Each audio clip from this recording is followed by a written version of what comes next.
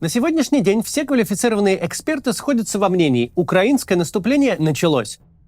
При этом пока очень сложно разобраться в обстановке на фронтах, во множестве небольших продвижений по разным направлениям, не говоря уже о том, чтобы дать прогноз. Но мы постараемся сегодня, не отбирая хлеб у авторов боевых сводок и не перечисляя конкретные населенные пункты, нарисовать общую картину происходящего. На повестке дня сейчас два направления. Первое – Бахмут. Понятно, зачем Украине нужно бахмутское направление. Чтобы связать боями и удержать в одном месте как можно большую российскую группировку. Бахмут идеально подходит для этой задачи. Кто-то считает, что бои за город шли 8 месяцев, кто-то, что вообще 10, смотря от какой точки вести отсчет. Но в любом случае сражение за Бахмут длилось дольше, чем Сталинградская битва, битва за Москву и большинство битв Второй мировой войны и 20 века в целом. И что стало результатом этого масштабного сражения? Захват райцентра с довоенным населением менее 100 тысяч человек. О неадекватной цене, уплаченной российской стороной за Бахмут, говорят не только независимые аналитики и украинская сторона. О том же в один голос заявляют и пропутинские блогеры. Бахмут, как точка на карте, уже давно не имеет никакого стратегического значения. Но политическую его ценность невозможно переоценить. Руины города, захват которых обошелся в такой срок и в такую кровь, сдать за дни или недели просто никак нельзя. Ведь пропагандой Бахмут возведен в ранг чуть ли не Берлина в 1945 году. Как бы дорого не было удержание Бахмута, российская армия будет вынуждена держать в этом месте группировку для обороны. А значит, всех этих сил на других направлениях не будет. Второе направление главного удара, как все и ожидали, идет на юг, в Запорожскую область. Этот удар, в отличие от бахмутского, не политический, а вполне себе практический. Его задача – разрезать российскую группировку напополам, уничтожить сухопутный коридор в Крым, оставить единственный путь снабжения всей южной российской группировки через Крымский мост. Если получится разделить единый фронт российских войск на два, не связанных причем по земле, это откроет возможность для обширного наступления, в том числе и на Крым, защищать которое при единственном и уязвимом пути снабжения будет очень непросто. Но прежде чем пойти дальше, давайте остановимся на ключевом моменте. Если получится. После крайне успешного осеннего наступления и громких анонсов нынешнего у зрителей мог сложиться кризис завышенных ожиданий, который может сыграть с ними злую шутку. После 15 месяцев войны многие перестали воспринимать российскую армию как боевую силу и реальную угрозу. А тем временем это совсем не так.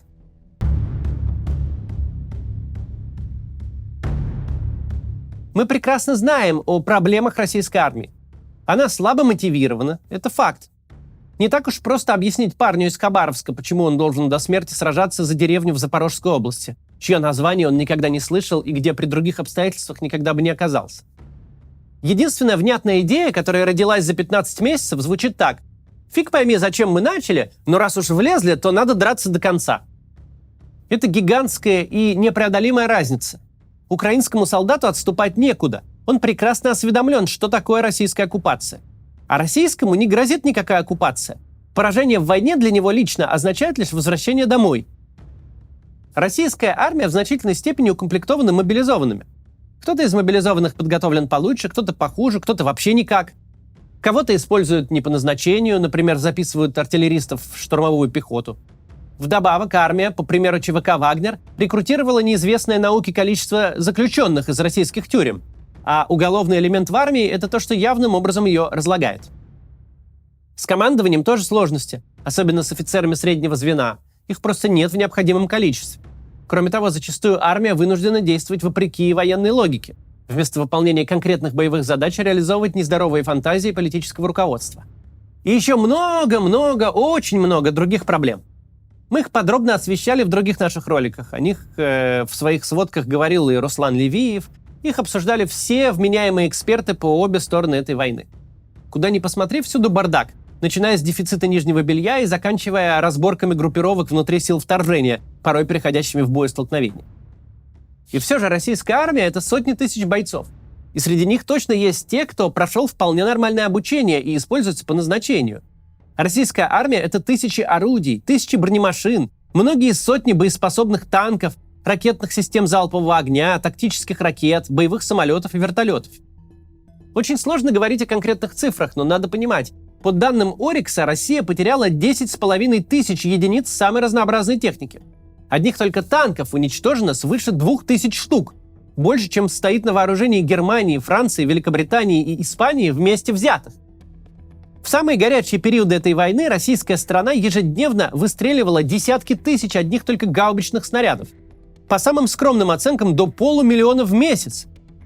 Тем не менее, ресурсы для войны остаются. Да, Россия потеряла, если мерить по количеству людей и техники, несколько полноценных европейских армий. Да, никто и никогда за последние 80 лет не прожигал столько ресурсов. Но то, что война продолжается, означает только одно. И люди, и техника в распоряжении Путина еще есть. У российской армии было достаточно времени на строительство мощной линии обороны. Именно на тех участках, где предполагалось и где началось украинское наступление. И это не бесполезные зубы дракона, разбросанные по полям Белгородской области. Это глубоко эшелонированная оборона с траншеями, заграждениями и минными полями. Это тщательно пристреленная артиллерией местность. Российская армия — это не зулусы с копьями. По каким-то ресурсам, танкам и бронемашинам, она все еще превосходит украинскую армию в разы, а по каким-то, по боевой авиации, например, на порядок. Пока Пригожин кидал зэков в Бахмуте в мясные штурмы, у российской армии было достаточно времени на обустройство нормальной обороны, а держать оборону всегда гораздо легче, чем наступать.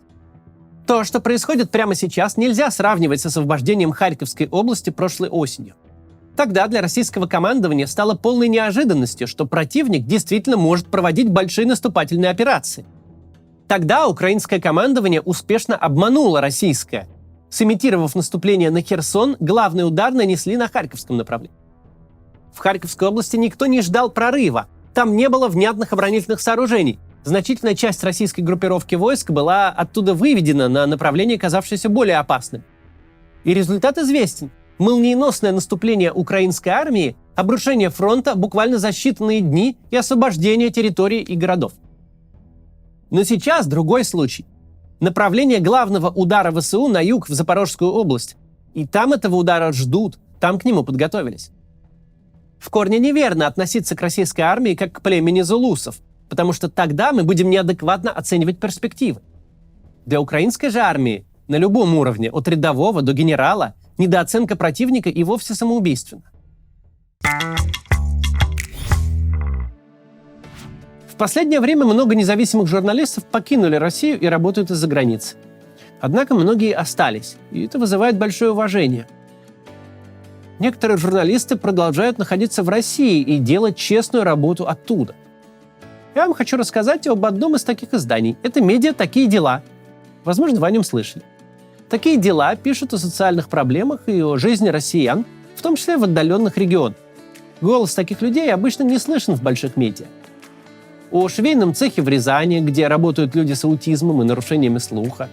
Здание хотели продать, а всех сотрудников выгнать. Но, к счастью, его удалось отстоять. О летних инклюзивных лагерях для детей с инвалидностью. О тренере дельфинов, которая в конце концов поняла, что дельфинам не нужны тренеры, и ушла из профессии.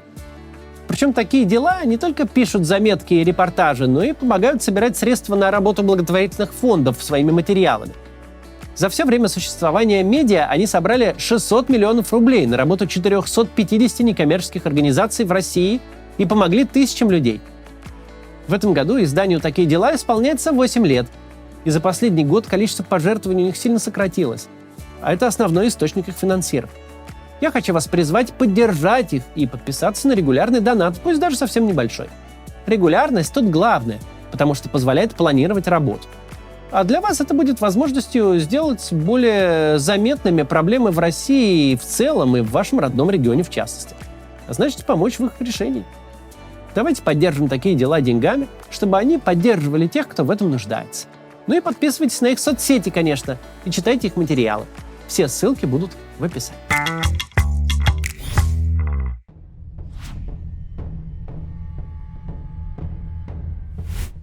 Если следить за медийным освещением войны, может показаться, что на стороне России воюет не армия вовсе, а просто какие-то пьяные бомжи, набранные по принципу «кто не смог убежать, того и взяли». Но это иллюзия, которая создается из-за особенностей медиа. Видео с пленными, у которых винтовки времен Первой мировой, и кадры от мобилизованных с ржавыми автоматами распространяются очень быстро. А случаи, когда все нормально, не получают такого широкого распространения. В них отсутствует сенсационность. Поэтому накануне наступления многие были искренне убеждены, что ВСУ пойдет чуть ли не до самого Севастополя, причем со скоростью пешего марша. Однако нет. Российская армия, даже в нынешнем ее состоянии, это серьезная угроза. Контрнаступление Украины точно не будет легкой прогулкой. Оно будет до предела тяжелым, крайне кровавым, и не факт, что закончится впечатляющими результатами. Это надо помнить, чтобы адекватно оценивать обстановку. Российская армия не первобытное племя, а украинская не люди X. Это две сопоставимые на сегодняшний день силы. Я говорю об этом просто потому, что сейчас повсеместно наблюдается тот самый кризис завышенных ожиданий. И очевидна фрустрация, когда эти ожидания не оправдываются. Так, например, публику очень сильно впечатлили кадры с горящими танками «Леопард». Украина так долго добивалась поставок западных танков. Решение об их передаче на какой-то миг даже раскололо Европу. И точно оно стало поворотной точкой в усилении военной поддержки украинской армии со стороны западных союзников. Шуму было столько, что многие стали оценивать эти «Леопарды» как супероружие, которому нет равных и от которого нет спасения. Причем, судя по всему, так считали обе стороны. Ведь идея эта прекрасно ложится на советское представление об устройстве мира и вещей. Все, что сделано на Западе, выковано гномами в пламени дракона и обладает магическими свойствами, недостижимыми для отечественного производителя. Поэтому, когда появились первые кадры горящих «Леопардов», обе стороны поняли: ого, так их, оказывается, можно подбить? Что сильно воодушевило одних и расстроило других. Конечно, можно, это ж танк, расходный материал войны. Не «Химарс», который фигачит ракетами с расстояния 80 километров методом «приехал, отстрелялся и скрылся». «Леопард» воюет непосредственно на линии фронта, он движется в авангарде наступления. Раз он на переднем крае, он в зоне поражения танков противника, его артиллерии, противотанковых управляемых ракет, мин, дронов камикадзе и всего на свете. Конечно, «Леопарды» будут гореть, как горят любые танки на любой войне.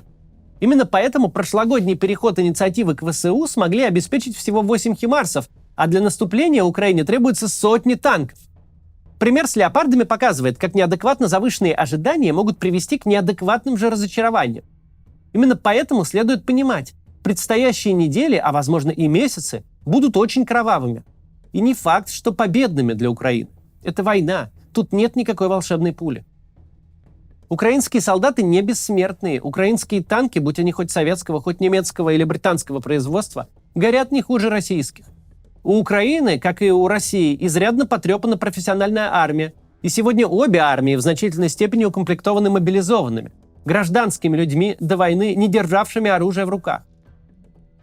Но вернемся к южному направлению.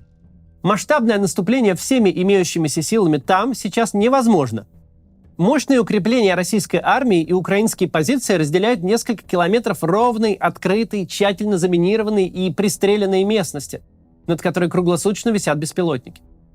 Украинская армия сейчас в том же положении, в котором российская была под Угледаром. Любое движение, любое перемещение штурмовых групп или техники по открытой и простреливаемой местности тут же засекается с воздуха. Любая пехота и техника тут же уничтожается артиллерийским огнем. Украина не может себе позволить отправить на убой колонны камикадзе, какие Россия посылала под Угледар. Она не может себе позволить столь бездарно губить людей и терять технику. Потому то, что мы видим сейчас, гораздо больше похоже на разведку боем, чем на масштабные наступательные действия. Небольшие бронегруппы ВСУ атакуют по разным направлениям, выискивая слабые места в российской обороне. Опубликованные кадры с горящим «Леопардом» и разбитым «Брэдли» как раз результат одной такой атаки. Замысел тут явно не в том, чтобы захватить десяток безымянных деревень и отодвинуть российскую оборону на несколько километров. Понять, в чем замысел, можно только находясь в кабинете, где сидит Зеленский, Резников, Залужный и Сырский. Вряд ли список посвященных людей сильно шире. Мы же можем говорить лишь о том, что видим своими глазами. Небольшие мобильные бронегруппы тут и там покусывают российскую оборону. Зачем они это делают? Чтобы выявить слабые места для генерального наступления или чтобы отвлечь внимание от каких-то своих иных действий. Это мы пока знать не можем. Строить тут гипотезы бессмысленно. Зато не бессмысленно говорить о политических последствиях. Нынешнее положение вещей очень близко к тому, что было бы комфортно для Путина накануне выборов. Две армии наглухо встали друг напротив друга, закрепились, окопались и подтянули резерв. Ни у одной из сторон нет сил сдвинуть застывшую линию фронта так, чтобы это было заметно на карте без масштабирования. Тут и там происходят бои местного значения, ни один из которых не приносит значимых успехов ни одной из сторон. Фронт поставляет трупы и пожирает ресурсы, но в тех количествах, которые российский режим может себе позволить и финансово, и политически.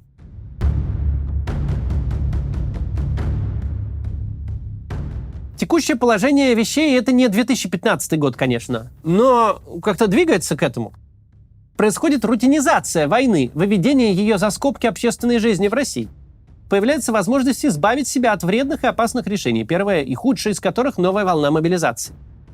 Это та самая стабильность, которая нужна и элитам, и гражданам. Ситуация не улучшается, но перестает быстро ухудшаться.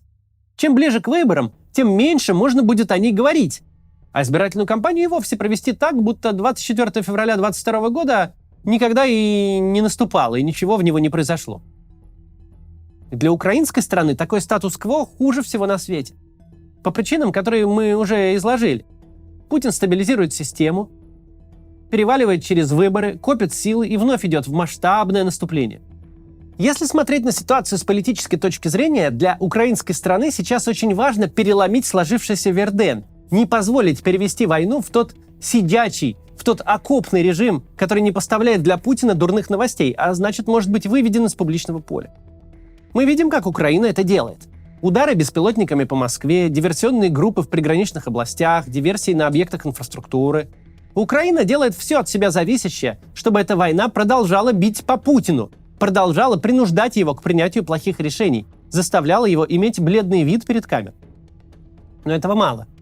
Для того, чтобы Путин не смог вновь пересидеть и переждать, как он пересиживал и пережидал любые кризисы за свою карьеру, нужно большое поражение России, именно что на фронте. Путин будет принимать дурные для себя решения только в том случае, если не сможет их избежать. Если перед ним замаячит поражение, а последствия которого будет не скрыть, если его предаст главный его союзник – время. Именно это делает ситуацию для Украины сейчас такой тяжелой. Победа для Украины – это настоящая победа. Это как минимум выход на границы до 24 февраля или перерезание коридора в Крым. Это важно для внутренней готовности граждан и дальше жить в условиях военного времени. Это бесконечно важно для внешней поддержки. Все хотят помочь и поучаствовать в том, что сулит победу. Никому не интересна возня за 2 деревни длиной в год. Не интересно политикам, не интересно их избирателям. Чем дольше сохраняется вот такой кровавый статус-кво, тем сильнее будет слышен голос международного кота Леопольда. Может, они там уже как-то договорятся и помирятся? Ну, задолбало разучивать топонимику сельских районов Донецкой области, право слово. Для Путина победить сейчас – это не проиграть.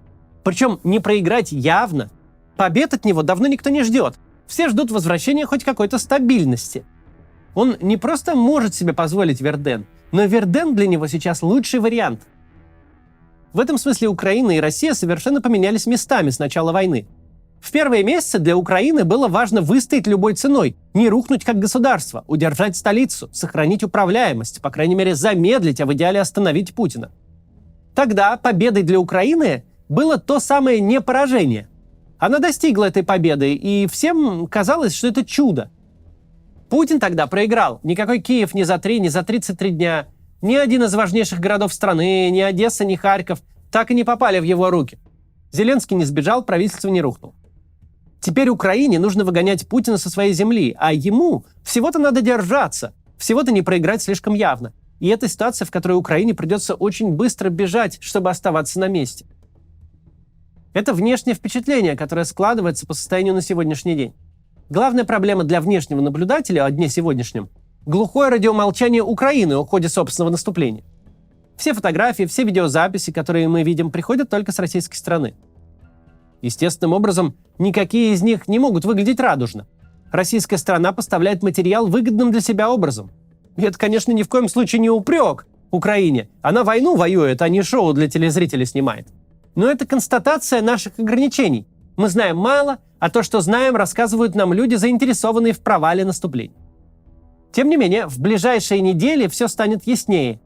Фото и видео с дронов – штуки, конечно, хорошие, но мы либо увидим значимое продвижение по карте, либо увидим захват больших участков фронта и населенных пунктов, либо не увидим. А уж тогда можно будет аккуратно делать какие-то прогнозы, как военные, так и политические. Пока. До завтра.